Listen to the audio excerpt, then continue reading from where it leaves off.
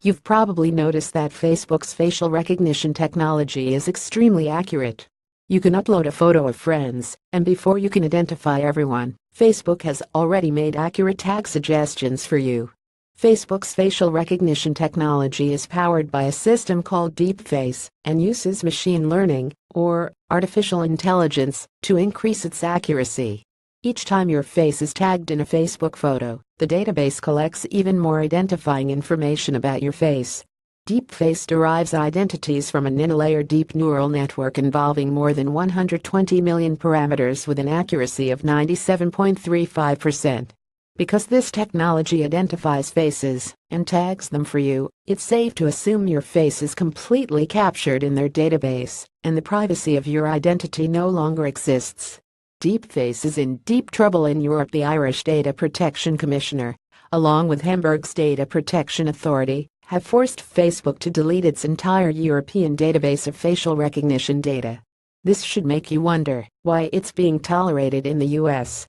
Pay attention to the signs. What, exactly, is Facebook going to use this data for? Why would it spend millions of dollars developing an AI platform for 3D facial recognition just to make it easy for you to automatically tag your friends? Probably not. Facial recognition can be used to keep track of where people go when implemented with Wi-Fi security cameras. Theoretically, a person could be tracked throughout their entire day, going to the grocery store, to the bank, and back home. Imagine what would happen if facial recognition was used in security cameras. Actually, it already is, and Israel-based startup Identification is one of the only companies on a mission to preserve your privacy. Its software alters the video files from security cameras before they're saved or analyzed by AI, while maintaining the integrity of the video stream for human eyes. Is Facebook really just a social media platform? Some people believe Facebook is owned by the government, which could explain why it apparently beat the FBI at facial recognition. If it is secretly a government agency, it hasn't really beaten anyone. It's interesting to note that the FBI isn't trying to take over Facebook's database, at least not as far as we know, which could be an indication of an existing relationship. All of that is pure and rather daft speculation. But regardless of what this data is being used for, it's a complete invasion of privacy. This brings up another important point. Many people believe Facebook's facial recognition software is an invasion of privacy, but if it helps capture the identities of criminals, it's worth it. Giving up privacy and rights for security. Benjamin Franklin once said, "Those who would give up essential liberty to purchase a little temporary safety deserve neither liberty nor safety."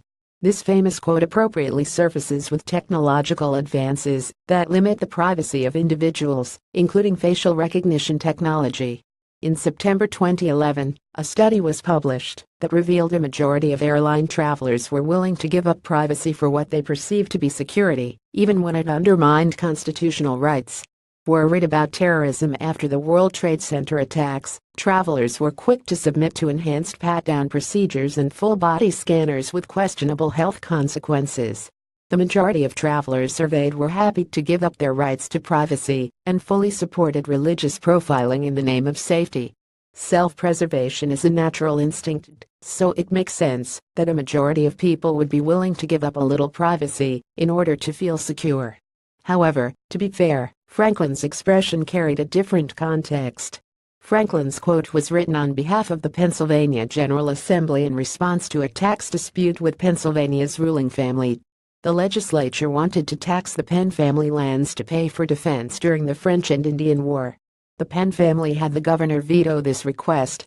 Franklin believed this obstructed the legislature's ability to govern the people.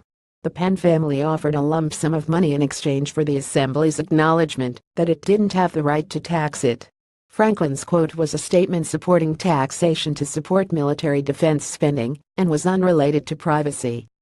Although the context of Franklin's quote has been lost in current times, it remains a powerful reminder to seriously contemplate how much of our privacy and constitutional rights we are willing to give up in order to feel secure.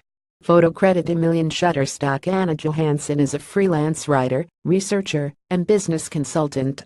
A columnist for Entrepreneur.com, HuffingtonPost.com and more, Anna specializes in entrepreneurship, technology, and social media trends. Follow her on Twitter and LinkedIn.